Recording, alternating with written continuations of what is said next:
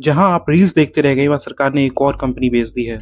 और ये कंपनी किसी लॉस में नहीं चल रही थी। इस कंपनी का नाम था IMPCL, यानी कि Indian medical pharmaceuticals private limited. इस मोदी जी की सरकार ने इस सरकारी कंपनी को अपने फायदे के लिए प्राइवेट कंपनियों को बेच दिया है।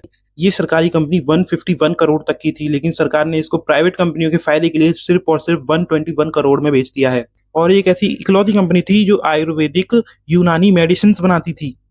उत्तराखंड में लोकेटेड इस कंपनी के पास 1200 से अधिक आयुर्वेदिक दवाइयों को बनाने का लाइसेंस था। और तो और ये कंपनी भारत की जनता के लिए इतनी फायदेमंद थी कि रिसर्च सेंटर, सरकारी अस्पताल और आर्मी अस्पताल गवर्नमेंट स्कीम्स में भी सस्ती दवाइयां प्रोवाइड करती थी।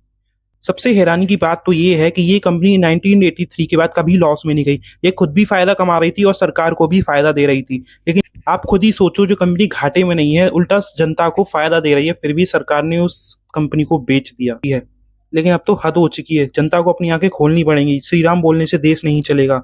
पूरे के पूरे मंत्री संतरी और तो और नेता सारे के सारे अपने फायदे में लगे हैं, अपने राजकोष को भर रहे हैं।